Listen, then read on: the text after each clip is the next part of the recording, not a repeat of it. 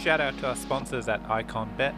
Open source, decentralized gaming, no deposits, play straight from your wallet. IconBet, made by the players, for the players. Ion Icon is proudly supported by Icon Nation and the Icon community. Hi everyone, welcome back to another episode of Ion Icon. This is the episode where we bring you all the weekly news of everything that's happened in the Icon ecosystem. And what a week it's been. There's been news dropping left, right and center. And with me as always is our co-host, Icongrapher. How are you today? I'm doing pretty well. Obviously the last, you could say the last couple of months of crypto and ICX have generally have been kind of boring, but even more so, price has been fairly stable. I guess it's been going down a little bit. Certainly don't like to see it, but it's just the whole market as a whole just kind of losing a little bit of steam. So we'll see how things play out. The way I'm kind of looking at it is, certainly more of a chance to accumulate more before the ICE snapshot and airdrop, and before BTP and Icon 2.0 and all the other good stuff that's coming. So if you're bullish on Icon, and I think if you've been holding this long, you couldn't, it's impossible not to be with everything right around the corner. It's they say buy low, sell high. So here's your chance to scoop up ICX for cheaper than it's been since I don't know when it's been this cheap since then, but it's another chance to get relatively cheap ICX if you think it's going to go up. Yeah, look, it's a great time to be buying. It's funny though when if you were like me when it was going up, yep, you keep aping in at $2, $2.30, but now as it's starting to drop, you kind of worry, oh my god, should I be? But that mindset is a funny thing. You're meant to be buying when it's dropping. Well, I was going to say too, if you've been responsibly managing your, if you have a loan out and you've been responsibly managing the amount of collateral you have, or I guess the collateral ratio as a whole, it's been kind of nice because there's been clearly a lot of people who aren't doing that. So your projected rewards versus your actual rewards are way higher. So it's almost kind of like certain part of your brain might want to root if you're bullish on balance and the BAL and token, part of your brain's probably rooting for Icon to go down a little bit just because, again, it does boost your rewards because not everyone has been managing their position as responsibly. So a lot of folks who are, far from getting liquidated, but probably under that reward threshold. So the calculation is paying off well for those who are still at 500%, 600%, whatever. I can't remember the reward threshold, but those who are above it, it's at least that is offsetting the price dip. So that's certainly positive. You're a glass half full kind of guy. That's what I love about you, Icongrapher. Okay, so let's dive straight into the news. There's a lot to cover. First off the ranks, we have Ohm. They have announced their new partnerships. Now, if I recall, this is similarly what Balance did. I'm not sure if they did it before or after, but yes, this is great to see. So a bit of few strategic partners that have been announced. And, these are some industry heavyweights. So we see CMS Holdings, FBG Capital, Hashed.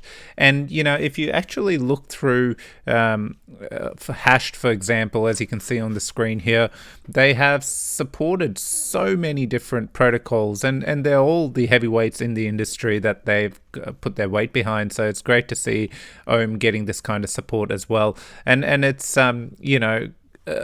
good to see all this coming together. I guess the last piece of that puzzle is this launch date that we're all waiting for. So can't wait to hear about that.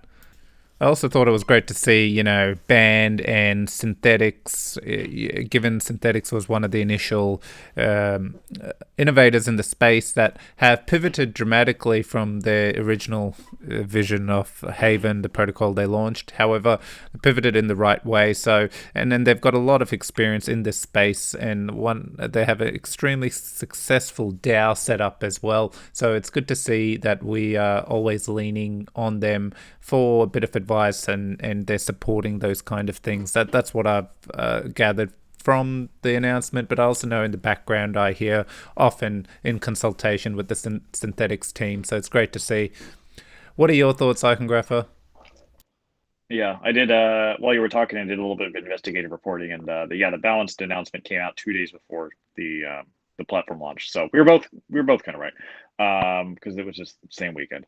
And yeah, I think these partnerships kind of show that these aren't just kind of like short term. Hey, let's like launch a DApp and just see if it kind of goes well.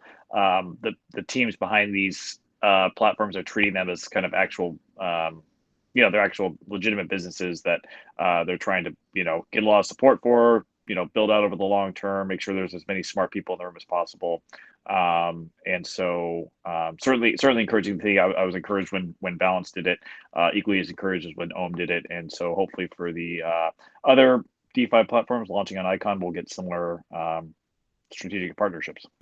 Then the next thing we have is the OM AMA on Discord with Daiki. This is on Wednesday, July 21st at 10 a.m. So hopefully a few special announcements of a release date that come out in there. So tune in, definitely. That's 10 a.m. Pacific time on Wednesday the 21st. So West Coast of America, for those who are you listening internationally. Yeah, and if you're not already on the Discord, I've watched it. It seems to be getting more active. I've obviously, I think a lot of people kind of call Telegram home. Um, and so it's easy to kind of pop onto there. I think Discord's a bit popular too, but for a lot of people, it requires an extra step of getting on board with that. But it is a lot more functional and user friendly, I would say, than Telegram. And obviously, the better part too is you don't have random scammers all the time everywhere popping up also. So if you're not already if you're not already planning to go to the Discord for the AMA, certainly, you'll certainly want to do that. But B, I'd encourage you, if you want to follow OM at all or have questions, definitely get on board their Discord channel because it's been a great resource thus far. So some long awaited news as far as the Icon 2.0 migration is concerned. For those of you who have been listening to every episode of Ion Icon, I'm sure there's that if you're listening now, that's certainly you. We've been kind of the holdup on Icon 2.0 isn't necessarily it's still being built or coded or whatever. It's the fact that they have to migrate the data over from the current blockchain into the new blockchain. We initially, a little while back, got an initial update on how that progress was going. It was at 29%. This week, we got another update with a bit more information as well. Thus far, they have around 14 million blocks migrated over, which is about 38% of the total. Um, and you might be thinking, well, why does it take so long? You can't just copy and paste an Excel sheet or something like that. So first of all, they mentioned that all the transactions have to be re-executed one by one from the Genesis block. So it's kind of like you're almost simulating the original lifespan of the kind of the icon, the life cycle of the original icon chain that we're currently using now. And then there were a couple kind of little nuancy technical issues that they kind of had to work around, primarily due to the fact that they're utilizing the Go Loop engine, which is what the Icon 2.0 is written in. So again, that's kind of it's these type of technical issues that make this sort of migration difficult in the sense that they potentially when you start there's problems that may arise that you don't necessarily anticipate, and obviously you want to resolve them in a way that makes sure that the migration is as sound as possible and that the new blockchain when it's deployed is picks up seamlessly from where the old blockchain left off. So they estimate that the migration process will be completed by about the end of August. So obviously that's not a hard and fast thing. They mentioned that there could be other issues that pop up or other technical challenges. So it could maybe there aren't, and it could be a little earlier, or there are and it could be a little later. But that's kind of, as far as those who are clamoring for a date, that's kind of where we're looking at now. And I can't remember, I think it would take, I can't remember if the article mentioned this or not, but basically, it once that process is done, should be pretty close to ready to go. So I think they'll be doing that, and they mentioned also some of the new there'll be some governance changes that'll be proposed fairly quickly that'll help accommodate the new Icon 2.0 structure. So those should be, once Icon 2.0 is getting ready to launch or does launch, there'll be a kind of a whirlwind of activity, especially among the P reps. So should be exciting to watch, and we'll continue keeping an eye out for updates. Yeah, great overview, Icongrapher. And, I think part of this, I am extremely excited about two things is obviously BTP, or three things I should say, but I'm excited about how inflation is going to be redirected. And lastly, one of the things that I'm excited when it first launches is all the network changes to get voted in, because that's essentially what will redirect inflation and some of the changes that are being made to the PREPs, the way it operates. They're significant, and personally, I've been very vocal about this, that I think they are for the better. So, yeah, keen for Icon 2.0 to come about. Overall, though, look, the migration, I do feel I was surprised that it was 40%. I expected it actually to be lower, mainly because I do get how complicated the process is of this data migration. So 40%, I was pleasantly surprised, and I'm not just trying to put a positive spin on this. I actually genuinely was surprised that it was up to 40%. So let's hope for smooth sailing from this as well. Just a few hiccups here and there to be expected, but we hit that last bit goes through smoothly. What do we have next on the list, Icongrapher? So I kind of one of the cooler things that popped up, and it's something I kind of remember being mentioned as something that was kind of being worked on, but it kind of fell out of my brain. But it is called it's Token Factory. It's being built, or it was built by Open Dev Icon. And what it does is, right now, if we wanted to create the Ion Icon token, it would require a bit of development expertise. You kind of have to go in there and write a contract, deploy it, know how to do all that stuff. What this does is allows it for pretty much anyone to create and mint their own token on the Icon blockchain, an IRC2 token. So what that means is, we could, Fez and I could decide, hey, let's make an Ion Icon token for whatever reason. It wouldn't be worth anything, but we would type in the name, type in however many we wanted to mint. We do it from a certain wallet, and then we would basically click, create token, and you'd have X number of tokens in that wallet, which you could then send and move around and all sorts of other stuff. So, it just makes it a little bit easier for folks who want to have a token for whatever reason, whether it's because it's paired with a other token on, or helps kind of facilitate tokenomics for something like that, or if it's just, hey, they want to have fun with it and kind of create a token that they can give people, and yeah, it may be worthless, but hey, maybe somebody will find value from it. So just a nice another little nifty tool for Iconos to be able to use and get more value out of the ecosystem. I haven't tried it directly yet, just because I haven't had a desire to create a token. But should that time ever come, I look forward to doing that. I just love this. Like, you know what, Icongrapher? I even love the Ion Icon token. Oh, what a great way. Literally, yeah, we don't need any experience. We can go in. I've got it up on the screen now if you wanted to take a look, but, it's literally click and play essentially. What I also love about it is, I love on the initial screen, it has the different IRC token standards, which is quite cool. It gives a bit of a breakdown in case anyone was wanting to learn.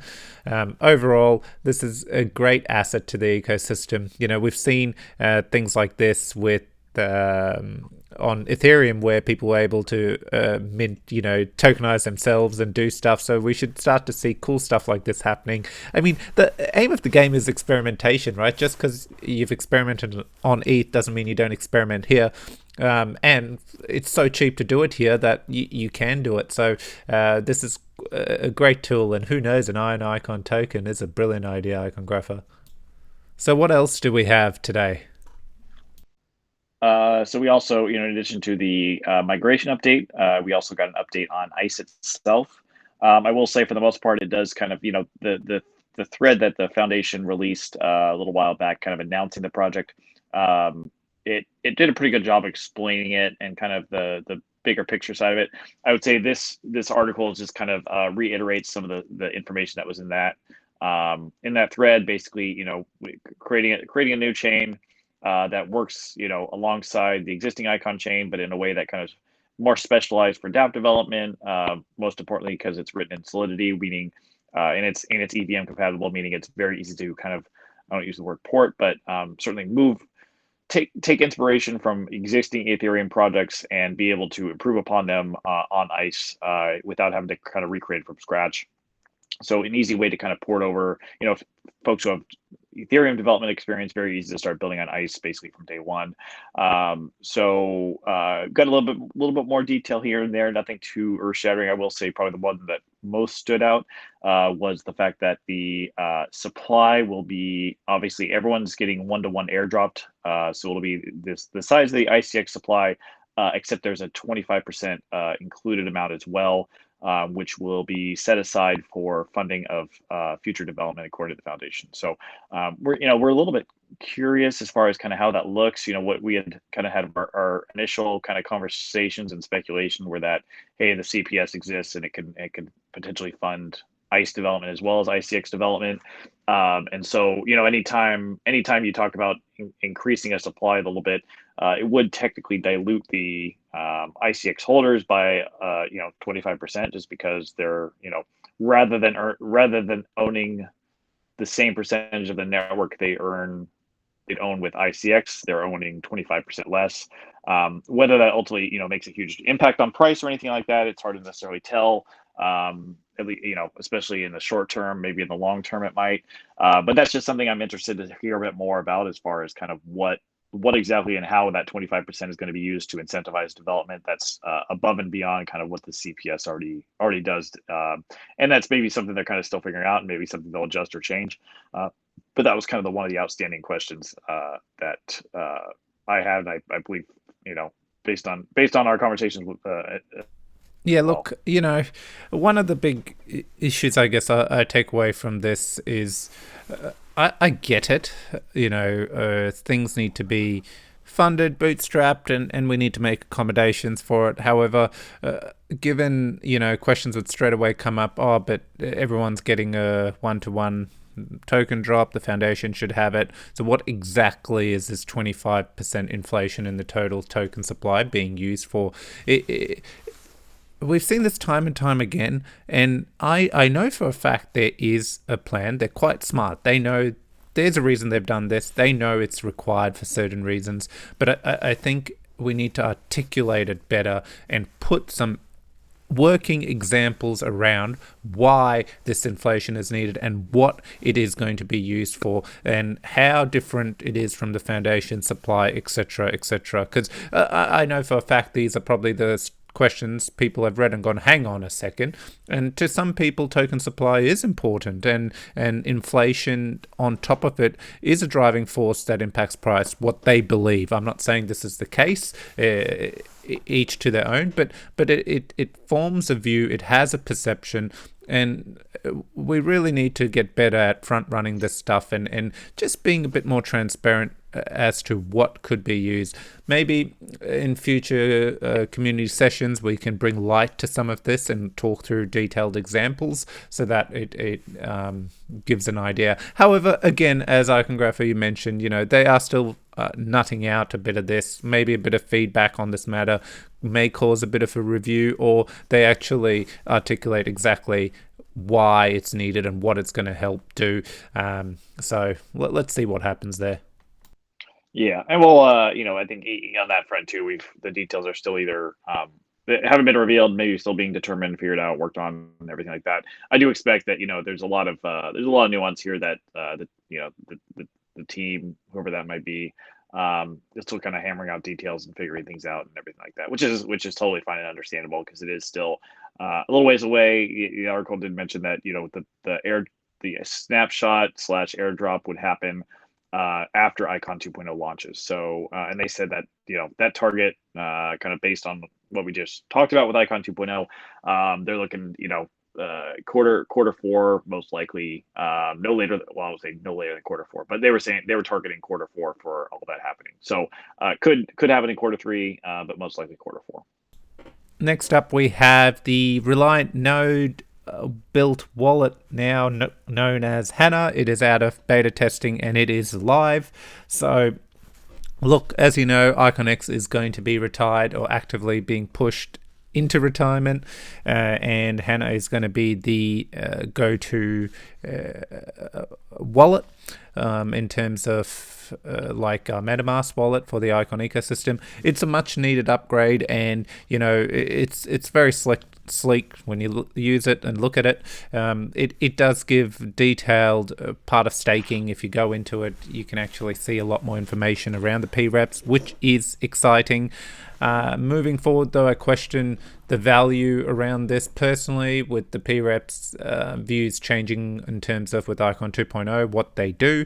It won't be as much project related. So hopefully in future we start seeing information on, are they registered to vote for CPS? Are they taking part in network proposals? Because that is essentially what the goal will be there.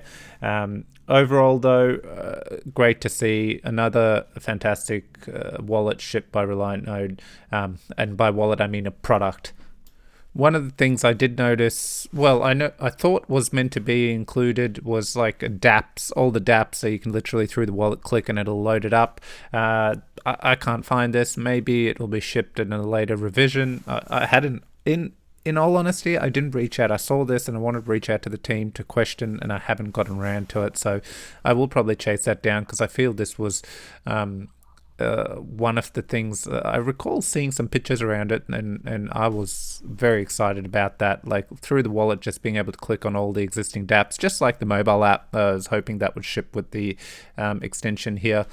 But overall, again, we see that it is going to replace IconX, and good, it needed a refresh. Icongrapher, what are your thoughts there? Yeah, and I noticed there's some people, that as part of this happening, they kind of formally announced that IconX would be deprecated. And deprecated, just in development speak, basically means it's going to be stopped, worked on. There's not going to be any updates or something like that. So it's not like it. There were some people freaking out thinking that they were going to wake up tomorrow and IconX wouldn't exist anymore. That's not quite what's going on. It's just more that you won't have to ever. You shouldn't expect any new features to ever pop up, or any if there's some random little issue discovered or something like that, no one's going to be around to fix it. So if you've been using IconX, you can continue to do that for the time being. I would say that it's probably more sensible to move your wallet over to My Icon Wallet, or I guess now Hana, or WalletX, or one of the other. I'm trying to think if there's any other options I'm missing. But if you do have IconX, it's still safe now, but it probably would be wise and sensible to port over to Hana some point in the near future. Next up, we have an announcement from Unify. So essentially what is happening now is Seed is being dissolved, or should I say it's being integrated into Unify. It's becoming part of Unify. How? Just a quick overview. As you know, Seed is essentially rewards for nodes that exist across various chains like Harmony. Is it Harmony 1? Then there's Icon, Tron. Essentially, these node rewards get saved up, and Seed is minted based on a whole bunch of calculations, but that's what gives Seed value, because it's essentially like you hold Seed and you're getting rewards from all the chains, and it keeps growing in value, and it's always backed. But what they're doing is they are merging Seed into Unify, in terms of they're moving Seed into the UP token. Now, the Unify protocol is an AMM, it's a DEX, and it exists across 7 chains now, Icon being one of them. And as you know, when you supply liquidity and you put pairs in there, every trade you earn UP as a reward. Now, UP is backed by the actual trading fees, and if you keep holding UP, it keeps growing in value the way it's designed.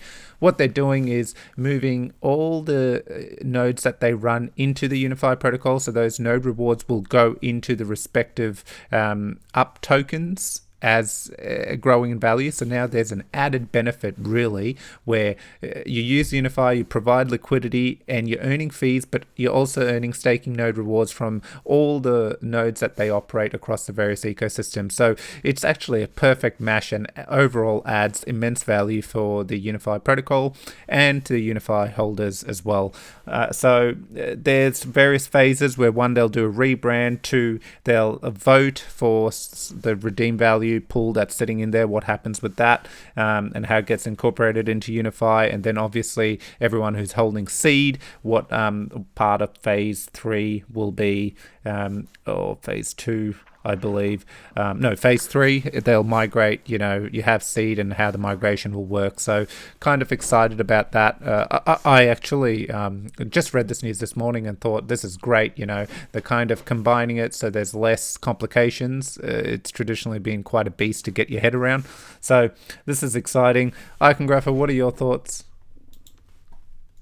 Yeah, I Sesame Seed's been around for at least a couple of years now, and it kind of just started out just as that, where it was just kind of a mechanism for being able to stake on multiple chains and then be able to redistribute those rewards from those multiple chains to each seed holder. So that way, if you earn seed on Icon, you'd be able to redeem that seed for a little bit of Icon, a little bit of Tron, a little bit of I think Harmony, and then there were a couple others, and more have been added. So it was, from the start, it was a unique approach, and it was kind of the best way to address that. But over time, that whole kind of ecosystem grew up around it and on top of it and kind of beyond it, to where Seed's a little bit more clunky now in terms of the way it interacts with the rest of the ecosystem. So it does make a lot of sense that they would be trying to kind of recalibrate things a little bit better, so that the tokenomics and the incentives and everything like that made a bit more sense and worked a little bit better for everyone. So it's they've been evolving a pretty good amount over the years, and I think for the most part in the right direction. And so certainly a nice thing to see, and it looks like they've got at the end of the day they have their community members' interests at heart as far as kind of trying to increase value no matter what. So I've been accumulating seed via either staking or purchasing essentially since it launched. So I've always been a big fan of the project, and I'm excited to see these changes go into place. So next topic is there's been a little mini update as far as the CPS fund is concerned. 150,000 ICX has been added. And this is an update that TJ gave, also known as Shikamaru on Twitter. Total available funds now up to 235,708. So CPS is certainly pretty well stocked right now. No danger of running out anytime soon, unless someone comes along with the greatest proposal ever made that will cost that amount. In which case, there's a certainly chance to replenish that. So, more resources available for the Icon community who are interested in building different things on Icon. Yep, look, I always make a song and dance about this. In fact, in the last community sessions, I got caught out because I was trying to say, we should be screaming this from the rooftops, given Icon 2.0 isn't out yet, and that'll just be the norm, where we'll just see funds going consistently into CPS. But until then, the foundation does top it off. However, if you listened in, you probably noticed TJ stepped in with this proud moment that he had already tweeted, and it had gotten a substantial response. I just missed a tweet completely, so I wanted to bring this up and really call it out. Yes, this is big. This can sometimes be a driving factor where people are looking at the funds left and how much a project can be asking if they want substantial funding, and it impacts the voting decision. I'm not saying it does. It could. I do see it. It plays on my mind as well. So consistently seeing CPS getting topped up with such large amounts should relieve a little bit of that, and we should be encouraging projects to keep building. So tick in the box here, huge amount, a lot of money there. You got an idea, you want to do something about it, bring it up in the proposal system. Let's flesh it out and get it funded through CPS. Next up we have IAM. So they have given an update on what the AUM is updated with. Now, if you do not remember, it is essentially an index fund for all things Icon and others. So we've seen a huge update, and I was quite impressed with this and wanted to spend some time just quickly running through some figures. So what we see, this is what the AUM now consists of. TAP, over 2.2 million TAP, 182 seed. We have, just some quick call outs. Balance, 23,000 balance tokens, 40,000 SICX. And even in the trading account, there's close to 20,000 UST. There's 6 ETH. and a bit of band there, close to 400 band. So this is quite big, and it's grown consistently. So great work to the team. And remember, that IAM token also gives you essentially the rewards that come out of the AUM, and there's different tiers. So it's gathering quite a bit of value. So well done to Geo, Polo, Shikamaru on consistently managing that in the background. It is showing a huge support for everything in the Icon ecosystem, and I think they should be proud, and well done to that team. Yeah, it's very innovative and doing well so far. Keen to hear what governance conversations we've had in the past, what's going to transpire there in the 4IAM. It's nice to see that continue to grow. Obviously, the recent price changes in crypto have kind of slowed that momentum from a USD standpoint, but I still think they're moving in the right direction. I think those who've been accumulating IAM should be encouraged by these continuing to grow numbers. And then if you haven't been familiar with the project or want to learn more about that project, we did do an interview probably 6 weeks ago, something like that. That was pretty informative and pretty exciting if you're supporting IAM or want to learn more about it. So definitely give that a listen on our feed if you haven't already. And that's all we have for the news, I believe. Icongrapher, have you got anything else to add? No, I think that's about it. It was I would say a fairly busy week as far as kind of news popping up and new tangible things. Still have a couple things around the corner. We have Craft launching, should be any day, I would imagine. Project Nebula is the 27th, which is almost 2 weeks from now. So that's right around the corner. Ohm obviously seems to be right around the corner too. So it's we, other than Project Nebula, we don't have specific dates for these, but hey, you never know. Coincidentally, maybe they all maybe July 27th they all decide to launch at once, and then we won't do it ourselves. But I'd say that's unlikely, but hey, you never know. So certainly more exciting stuff happening, and obviously the bigger fish too, as far as BTP, Icon 2.0, ICE, all that other good stuff. I think if we get that all done by the end of the year, we'll be looking really, really strong going into 2022.